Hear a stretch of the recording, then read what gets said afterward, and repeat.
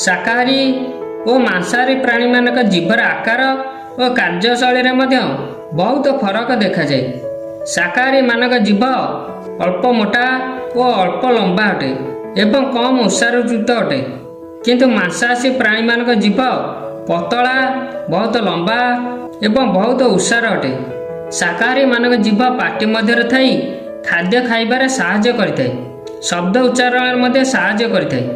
जेपरि मनुष्य जीभ माध्यम ब शब्द उच्चारण करिपारे, मांसाहारी प्राणी मान जीव खाद्य खाइबारे, पानी पीबारे, शिकार समय शिकार देहर बाहर रक्त चाटिबारे साहाय्य करिथाय।